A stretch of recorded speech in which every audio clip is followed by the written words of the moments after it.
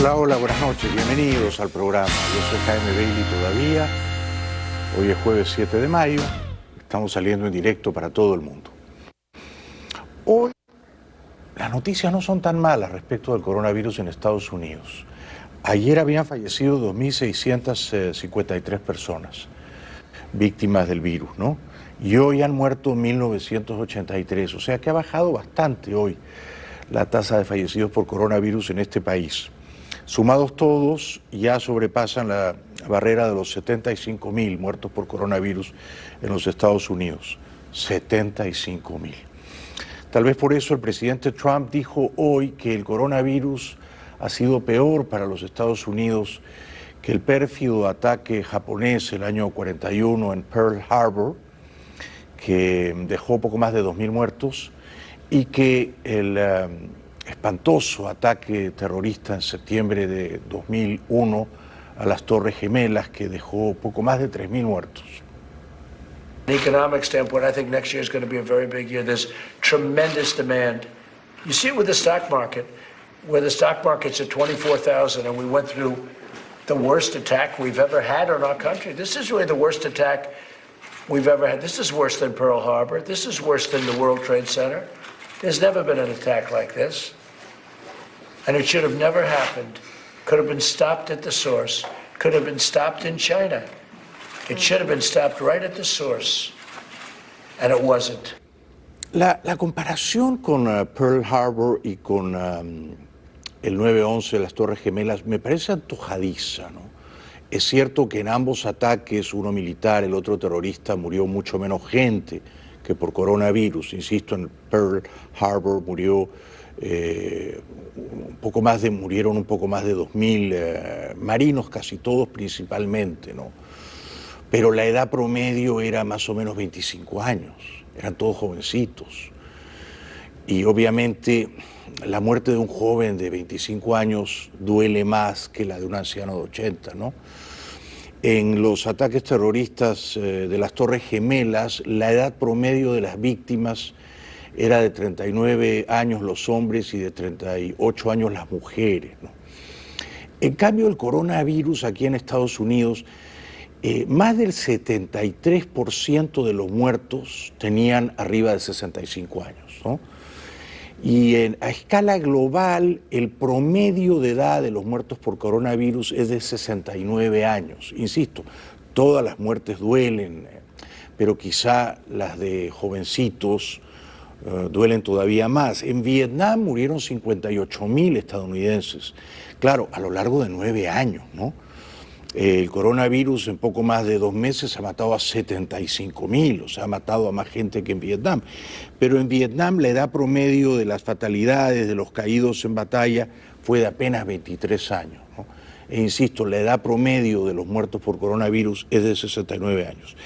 China afirma que cuando los Estados Unidos sostienen que el coronavirus se originó en un instituto virológico de Wuhan, mienten, faltan a la verdad.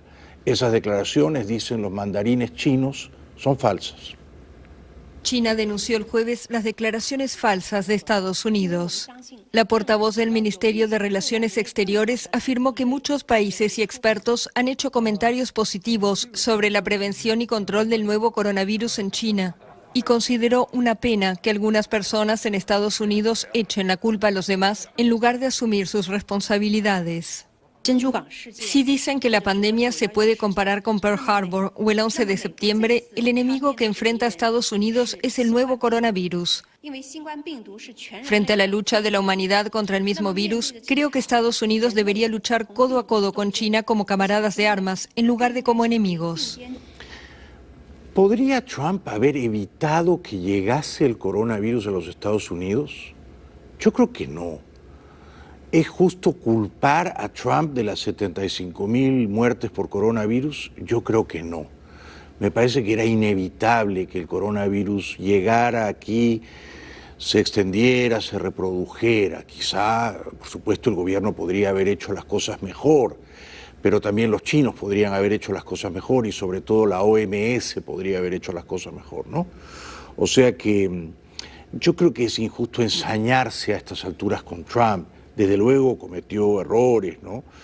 Pero me parece que el coronavirus era inevitable, como inevitables fueron los ataques de Pearl Harbor el 41 y de las Torres Gemelas en 2001. Trump, hoy reunido con religiosos, aludió a esta plaga, dijo él, que ha hecho un daño gravísimo al tejido social de la nación. As you know, this terrible plague has inflicted grave hardships on our people. We mourn for every life lost. We pray for every victim. And we shoulder this burden together as one people, one family, and one great American nation. Thanks to the profound commitment of our citizens, we've flattened the curve, and countless American lives have been saved. Our country is now in the next stage of the battle, a very safe, phased, and gradual reopening. It's a reopening of our country. Who would have ever thought we were going to be saying that? Pero que no cante prematuramente victoria. Al ritmo que vamos, 2.000 muertos por coronavirus en promedio cada día, calculando además que esas fatalidades van a incrementarse en el próximo mes de junio, no sería raro que en agosto la cifra hubiera sobrepasado largamente los 100.000, ¿no? Tampoco sería raro que allá por noviembre, cuando Trump se juegue la reelección, los fallecidos se cuenten por encima de los 200.000 por coronavirus, ¿no? Todo esto va a dificultar grandemente las probabilidades de que Trump sea reelegido. Hoy se ha divulgado que un asistente del presidente tenía coronavirus. Trump dijo que le hicieron de nuevo la prueba y que dio negativo. Let me ask you a question, Mr. President. How is it possible that someone that tested positive for COVID-19 got so close to you? Well, I think probably that has to do with the fact that we all believe in tests. We have the best tests in the world, but they were tested. I believe they're tested on a weekly basis. I just had a test, as you probably heard. In fact, I had one yesterday and I had one today, and it's negative. Mike just had a test and it's negative. But they do the tests, and it just shows you that the fallacy, it's what I've been saying. Testing is not a perfect art. No matter what you do, testing is not a perfect art. So we test once a week. Now we're going to go testing once a day. But even when you test once a day, something happens where they catch something. Como saben, en Dallas, Texas, la dueña de una peluquería había sido encarcelada porque se negó a cerrar su salón de belleza, alegando que ella tenía que alimentar a sus 3 hijos menores de edad y al mismo tiempo que tenía que cuidar la salud económica de sus empleados. Hoy, por gestión del gobernador de Texas, ella fue liberada. The new approach comes as job losses reach new highs. Payroll company ADP says the private sector slashed a record 20 million jobs between March and April. The biggest job losses were in transportation, construction, and services and hospitality. A report out this morning is expected to show another 3 million Americans filed for unemployment benefits last week, bringing the total to 33 million since March. Es decir, que 33 millones de estadounidenses han perdido trabajos desde que comenzó esta dantesca crisis del coronavirus. 33 millones, y seguimos contando.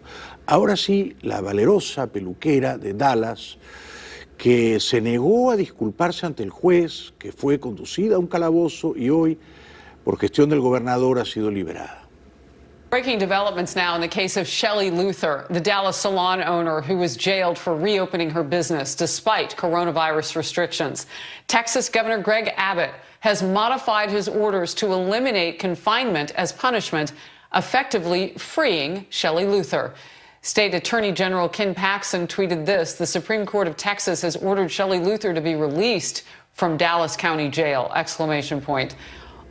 Me alegro, nada más recuperar la libertad. La señora Luther, muy conmovida, quebrantada, sollozando, agradeció a sus numerosos partidarios.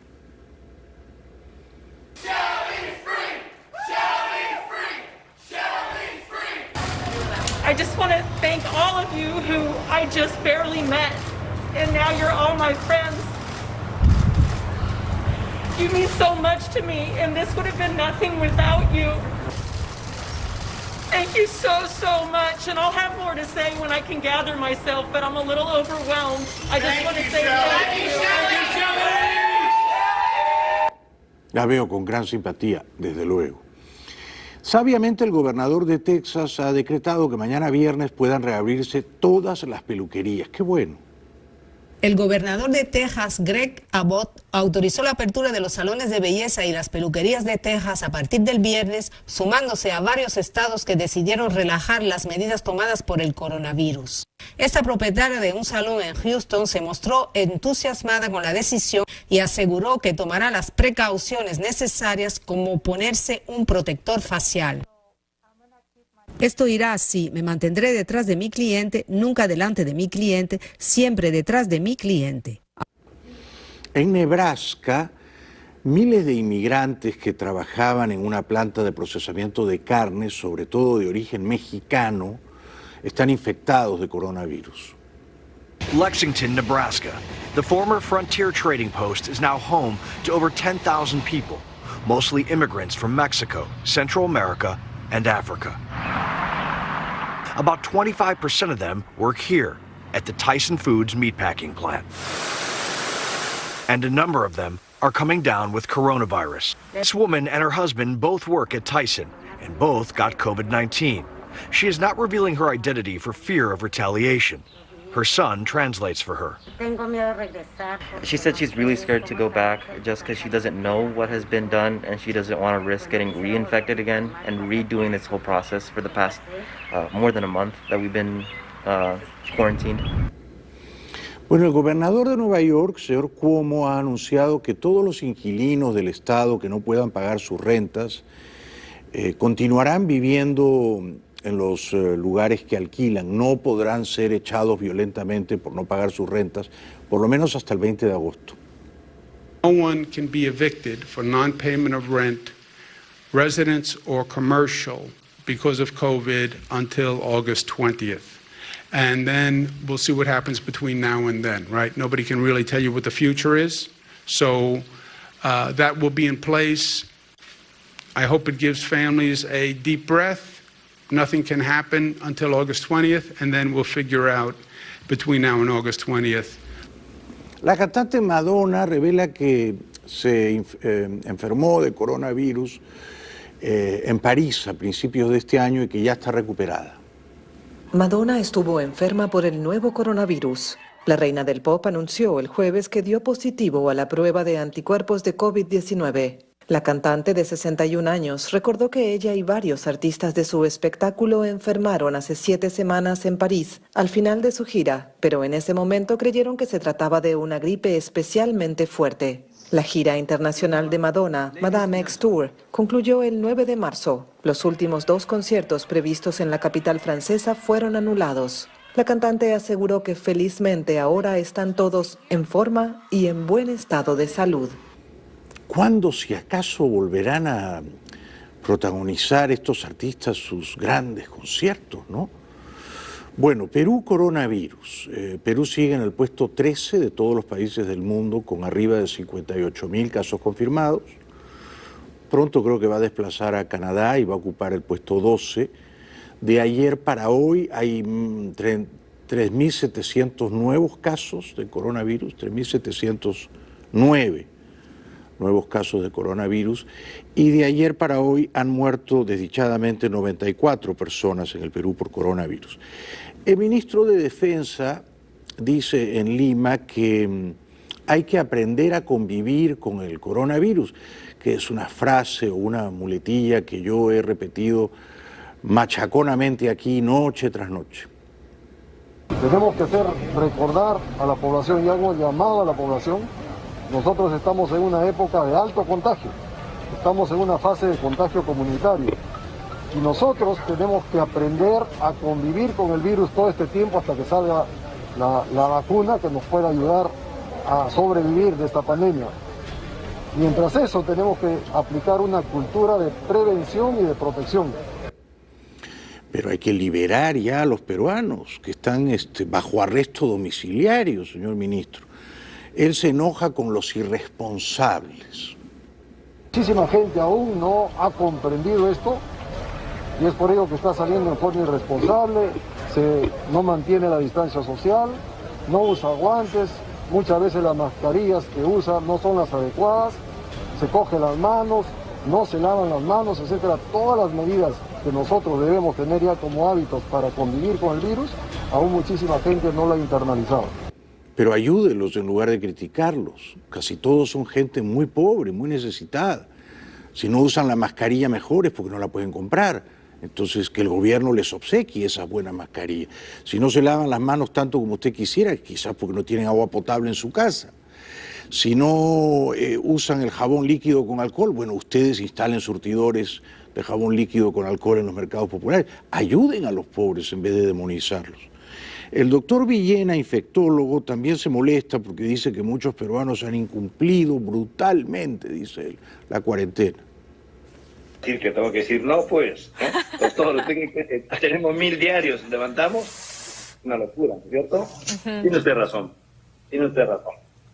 Yo quisiera que se levante por otras circunstancias, ¿no es cierto? Los temas económicos, los temas de dificultad que tienen las familias para poder comer, las dificultades que hay en los colegios, en fin. Pero si hablamos por temas de salud específicamente y la situación estando como está, con el incumplimiento brutal, incumplimiento que hay por parte de nuestros compatriotas, no tiene sentido, pues.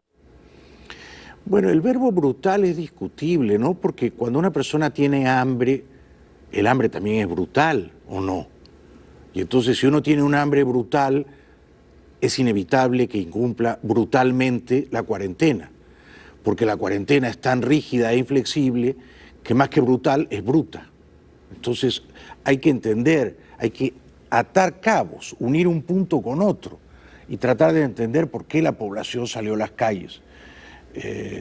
Bueno, un jovencito en Lima que deliberadamente había dejado secreciones nasales suyas en el transporte público y que se había grabado y que no tuvo mejor idea que subir eso en redes sociales, por supuesto ha sido capturado.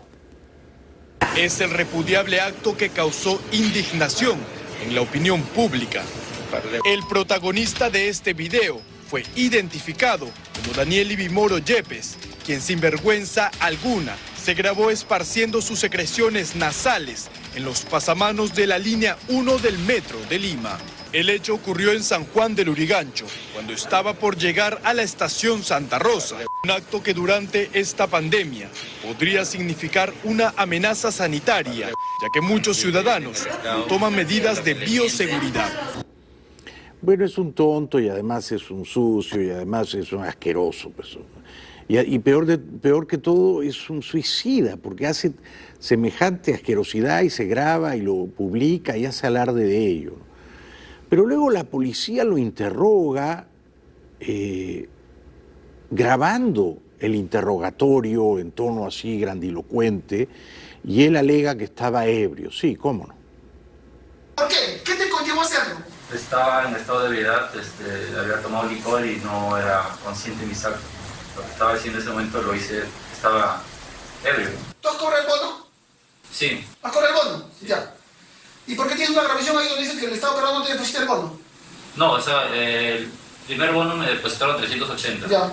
En cual el otro, como dijeron que iban a depositar la otra mitad, entonces por ese motivo que yo mandé un mensaje, ¿no? Bueno, todo esto es triste, ¿no? Ahora yo me pregunto, ¿está bien que la policía lo interrogue y al mismo tiempo grabe ese interrogatorio un tanto pintoresco y lo difunda?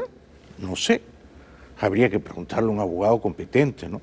Yo, por supuesto, no le creo al muchachito, no creo que estuviera borracho, ¿no? A la mayor parte de la gente, si se pasa de copas, no se le ocurriría hacer lo que este jovencito hizo, ¿no?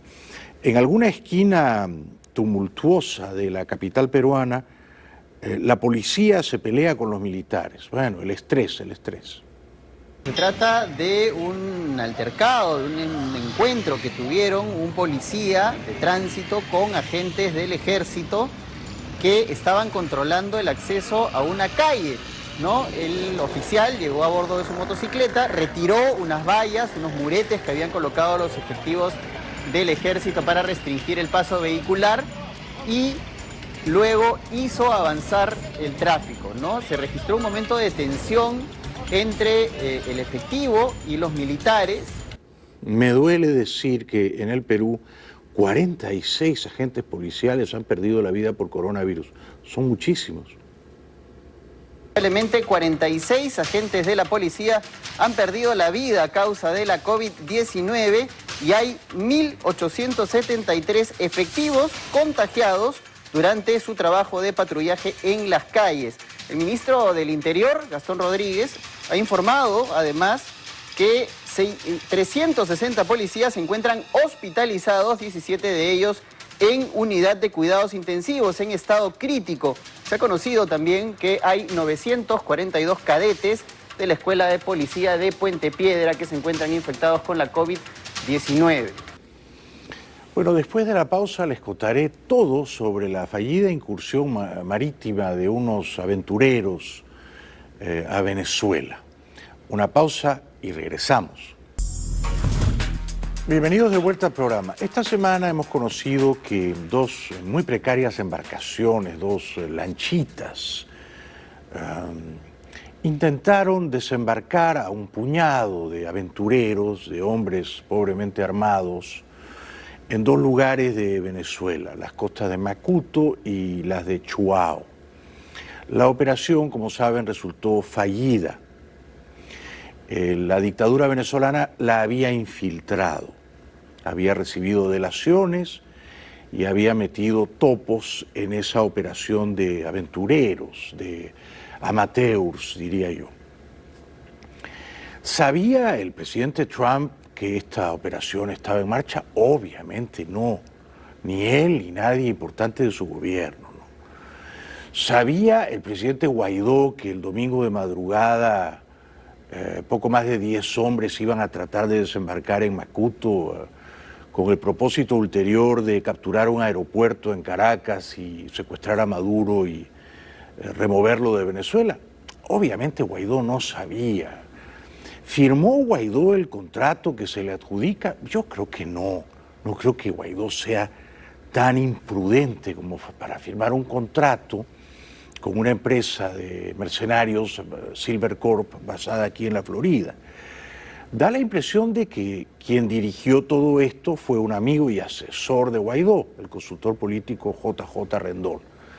Quizá en septiembre o en octubre del año pasado algo le habrá comentado marginalmente JJ a Guaidó, pero yo no creo que Guaidó supiera los detalles de la operación, ni que se reuniera con estos aventureros, ni que estuviera al tanto de que el domingo y luego el lunes dos lanchitas iban a tratar de desembarcar en la costa venezolana. No lo creo, sinceramente no lo creo. La prensa informa del fiasco, un fiasco más en la tentativa loable, desde luego, de derrocar al dictador venezolano. Estas son las imágenes de Luc Denman, uno de los dos boinas verdes estadounidenses arrestados durante los intentos de intervención marítima del domingo y el lunes cerca de Caracas. El gobierno de Venezuela ha difundido el interrogatorio en el que Denman se define como mercenario de la empresa de seguridad Silver Corp y explica que tenía la orden de tomar el aeropuerto cercano a Caracas para enviar desde allí a Nicolás Maduro a Estados Unidos, donde es buscado por varios delitos relacionados con el narcotráfico. Todo parece torpe, artesanal, chapucero, ¿no? Condenado al fracaso, por supuesto. Anoche el consultor político venezolano JJ Rendón concedió una entrevista a CNN y dijo que él había firmado el contrato con Silver Corp, que se había reunido en varias ocasiones con Jordan Godreau, el ex boina verde del ejército americano, héroe de guerra en Irak y Afganistán. Aparentemente Godreau quiso cobrarle $1,500,000. Por lo visto JJ le adelantó $50,000 de su propio peculio y da la impresión, a tenor de lo que cuenta JJ, que como hubo un distanciamiento, un desencuentro entre ambos, Rendón y Godreau, este último decidió lanzar una avanzada para presionar a Rendón de tal suerte que le pagara. Está tu firma. Es tu firma, firmaste ese contrato, esto es cierto, ¿no? Sí, fue parte de un acuerdo preliminar que no llegó a hacerse efectivo, pero sí, esa es mi firma. Esa es tu firma. Sí. Este contrato ¿En qué consistía? ¿Por qué firmaste este contrato? ¿Qué era lo que buscaban precisamente con Woodron?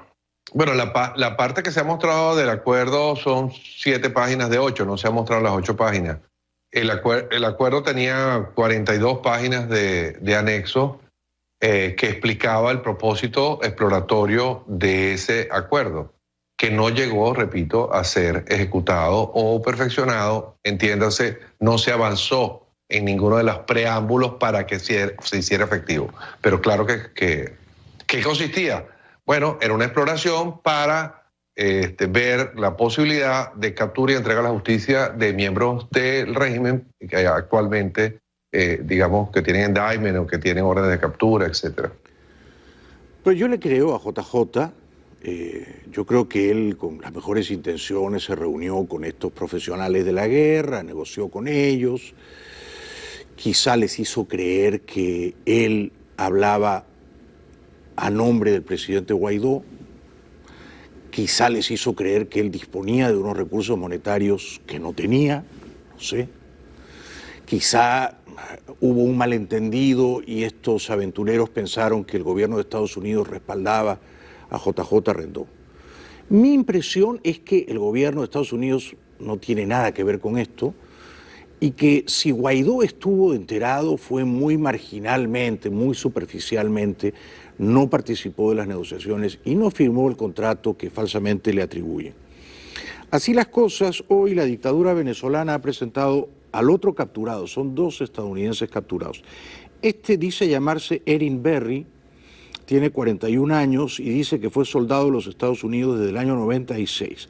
Este Berry y el otro, Luke Alexander Denman, fueron los 2 muchachos estadounidenses. Qué raro además que llevaban documentos de identidad. Qué raro además que llevaban el contrato de Silvercorp con Guaidó en la lanchita. Es raro, ¿no? Pero este es el testimonio de Berry. My name's Aaron Seth Berry. What is your age? I'm 41. Where do you live? United States. What is your address? I don't remember it. It's a new address. I just don't have it. When did you enter the army? 1996. What has been your tactical training? It was infantryman. Where and when did you meet Jordan Woodrow? I don't exactly remember when. He's in the army at some point. Yo, por principio, en estos interrogatorios que hacen los verdugos comunistas, no creo ni una coma, ni una tilde, porque generalmente lo que dicen los capturados está escrito por sus verdugos. Es un guión que tienen que recitar para obtener, si acaso, beneficios. Berry dice también que en enero de este año viajó a Colombia para entrenarse. What was the job proposal for Jordan? To come here to come to Venezuela and provide support. When did you fly from U.S. to Colombia? January, I think. Who accompanied you?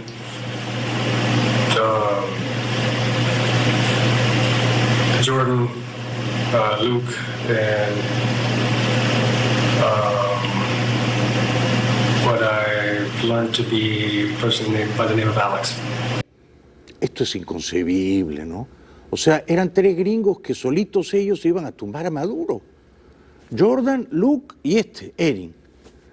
Yo creo que estaban en un burdel o en un salón de billar o en una cantina y se pasaron de tragos y dijeron, hay un venezolano, Rendón, que ofrece dinero, y se animaron. ¿Sí?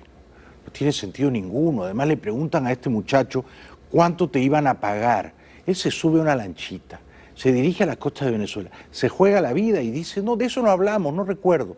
Pero ¿cómo te vas a subir a una lanchita a jugarte la vida y no sabes cuánto te van a pagar? How much would Jordan pay for the job?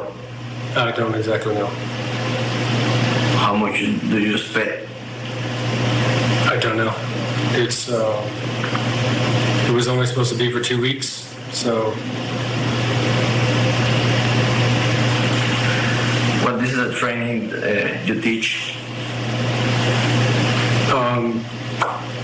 There's more reviewing what they already know, and how to go about it, working in a building and basic clearing in the street.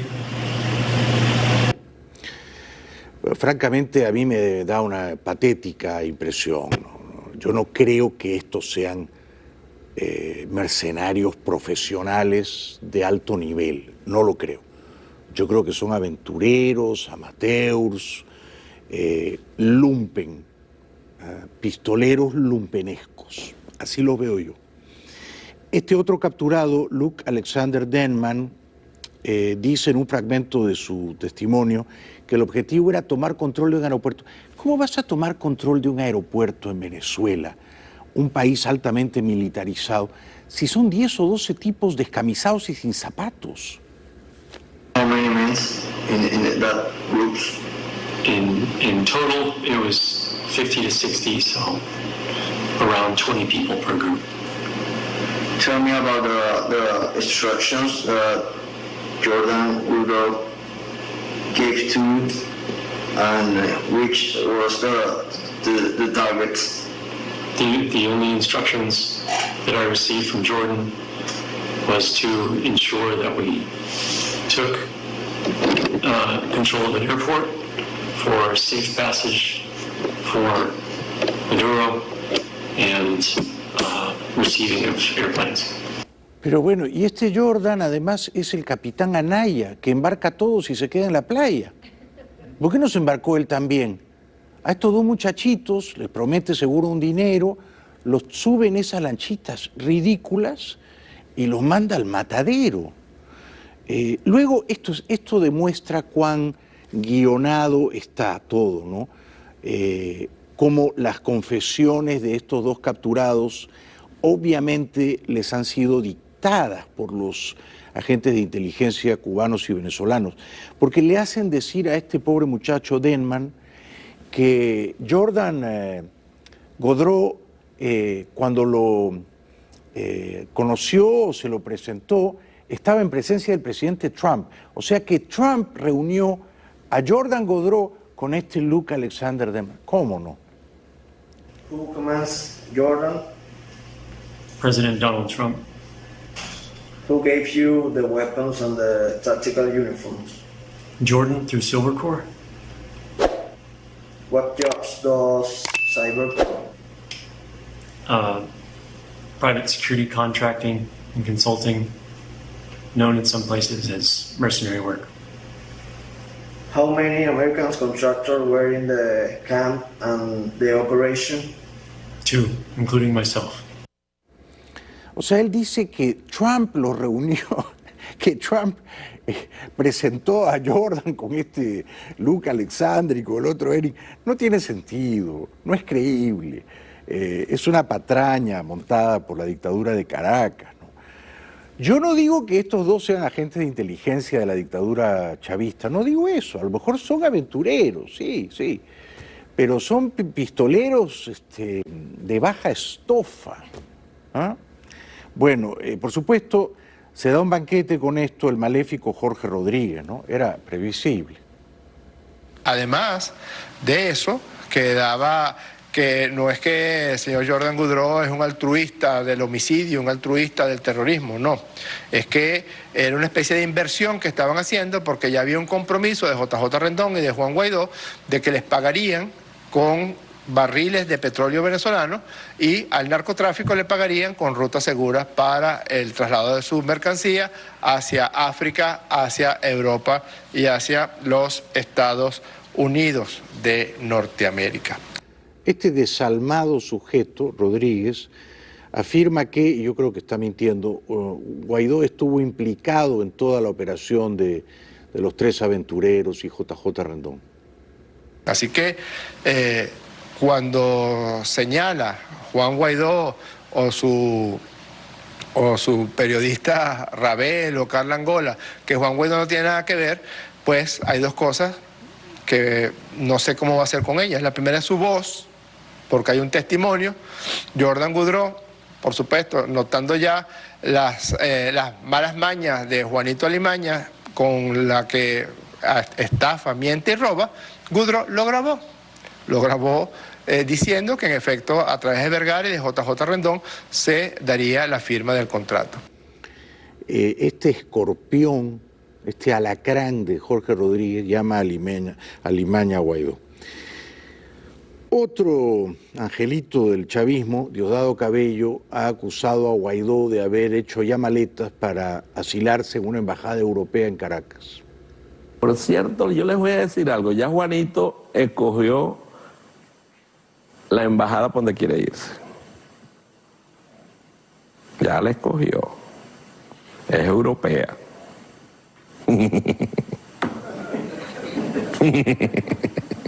Él sabe lo que yo estoy hablando. Es europea. Y hay que mandar unas maletas. La risa diabólica de Cabello. Nos regresamos después de la pausa.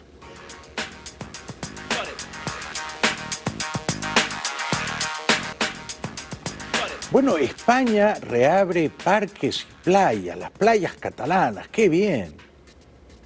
España sigue avanzando en su reapertura y muestra de ello es la vuelta parcial y condicionada de parques y playas. Barcelona ha anunciado que desde este viernes quedarán reabiertas las playas para prácticas deportivas, de manera que se podrá correr y nadar después de 8 semanas cerradas. Se abrirá en las playas para un uso de actividad deportiva individual, o sea, para ir a correr y también para hacer natación en el horario de la mañana, de 6 a 10 de la mañana, cuando se pueden practicar actividades deportivas, pues en ese momento se podrá hacer esa práctica deportiva, como decimos, para uso individual. Alemania reabre restaurantes y cafeterías. Estupendo. En la ciudad de Weimar, en el centro de Alemania, los cafés y restaurantes comenzaron a abrir sus puertas de nuevo. Los clientes deben sentarse al aire libre y solo se permiten 2 personas por mesa. Funciona como autoservicio bajo estrictas normas de higiene, pero para muchos es más que suficiente. Es maravilloso, liberador y también me parece sano. Gran Bretaña, con más de 30.000 muertos ya, el país de Europa con más fallecidos de coronavirus, se pregunta hasta cuándo estirar la cuarentena. El gobierno de Reino Unido informó este jueves de que se mantendrá el confinamiento en el país, si bien el primer ministro británico Boris Johnson dará a conocer el próximo día 10 el plan para relajar alguna de las medidas. El Reino Unido registró este jueves 539 nuevas muertes por COVID-19, lo que eleva la cifra total hasta los 30.615 fallecidos en hospitales y residencias, lo que mantiene a este país como el más castigado de Europa por la pandemia. En Santiago de Chile, el presidente Piñera dice que habló por teléfono con Trump y que le pidió que tan pronto como descubran la vacuna para el coronavirus, se la manden prioritariamente a Chile. ¿Cómo no? O sea, que Trump le va a mandar la vacuna a Chile antes de probarla aquí en los Estados Unidos. ¿Cómo no, señor Piñera? Se comunicó con nosotros y hablamos de muchos temas, pero tal vez lo que más nos interesa a nosotros. Igual como hay una carrera o una verdadera guerra, como dijo un ministro, por los ventiladores mecánicos, nosotros desde hace ya mucho tiempo estamos tratando de poner a Chile en una posición de privilegio para que cuando tengamos una vacuna, esa vacuna llegue a Chile en forma oportuna. Y por tanto hemos tomado contacto con los principales proyectos que están avanzando en una vacuna, para que cuando esté esa vacuna Chile esté en el lugar, en la pole position, como se dice en deporte. Y eso lo conversamos con el presidente Trump porque él está muy optimista, como lo ha dicho públicamente, que tal vez podamos tener una vacuna antes de lo que muchos esperaban. Piñera a estas alturas es un tonto sin tapabocas, o sea, un tonto peligroso, porque cree que Trump le va a dar la vacuna a Chile antes que a Estados Unidos. ¿Cómo no? Curitas avesados en Santiago de Chile confiesan a la feligresía en la vía pública. La fe no se detiene por el nuevo coronavirus. Sacerdotes del Colegio San Francisco de Asís en Santiago decidieron escuchar confesiones a los fieles católicos chilenos que lo deseen. Los creyentes deben esperar su turno desde su vehículo para respetar el distanciamiento social dictado para prevenir la propagación del nuevo coronavirus. Y acá, bueno, cada uno ha podido seguir de alguna manera vinculada con su fe en estos momentos tan difíciles, gracias justamente a la labor valiente de estos sacerdotes. Santiago de Chile endurece la cuarentena en ciertas comunas. El gobierno chileno endureció el miércoles las medidas de confinamiento obligatorio en Santiago ante un incremento de casos de coronavirus. El país registra en total más de 23.000 contagios y cerca de 300 fallecidos por COVID-19. Desde el viernes, 12 comunas de Santiago entrarán en cuarentena obligatoria, sumándose a otras 14, por lo que cerca de un 80% de la población capitalina de 7 millones de habitantes quedará en confinamiento total. Regresamos con México después de la pausa. México, coronavirus, se dice que el pico de contagios y fallecidos está por llegar pronto. México se encuentra en un momento crítico. Las autoridades calculan que el país alcanzará el pico de la pandemia este viernes, mientras el sistema sanitario trata de aguantar el envite al borde de la saturación y algunos crematorios no dan abasto. Mientras tanto, muchos denuncian el hermetismo. Hace unos días, la Guardia Nacional acordonó el hospital de Ecatepec, mientras familiares se lamentaban de la falta de información sobre sus seres queridos. Cuidado que en México los muertos por coronavirus son ya más de 2.700 y están subiendo a un ritmo veloz. Entre tanto, los coches fúnebres cargaban cuerpos. Según las cifras oficiales, México había registrado este miércoles más de 2.700 muertos y 27.600 casos. Las autoridades aseguran que se está aplanando la curva y todas las medidas tomadas han evitado el colapso sanitario, con una ocupación hospitalaria en Ciudad de México de poco más del 70%. Cifras que sorprenden cuando se comprueba que algunos hospitales habilitados por las Fuerzas Armadas ya están ocupados.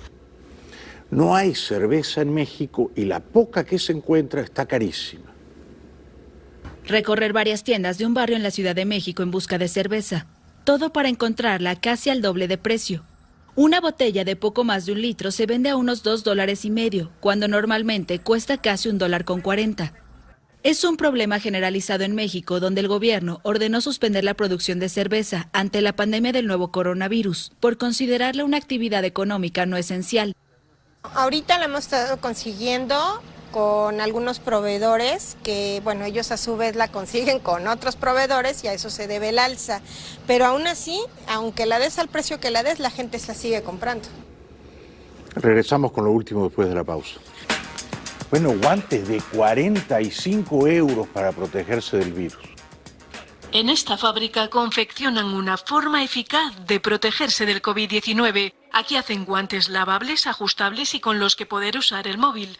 Estas manos expertas trabajan para firmas como Dior, Agnès B o Calvin Klein, y entre sus clientes están Madonna, Lady Gaga, Carla Bruni y Brigitte Macron. Al principio pensaron hacer mascarillas, pero los suyos son los guantes. Valen 45 € el par. 45 € el par. Bueno, eso ha sido todo por hoy. Quiero enviarle un gran abrazo a mi psiquiatra y neurocientífico que está en Lima, Perú, que me cambió la vida, Alberto Fernández. Gracias a él soy ahora un hombre feliz, y duermo bien y regulo mi bipolaridad. Un abrazo para ti, Alberto Fernández, que estás en Lima. Gracias, buenas noches.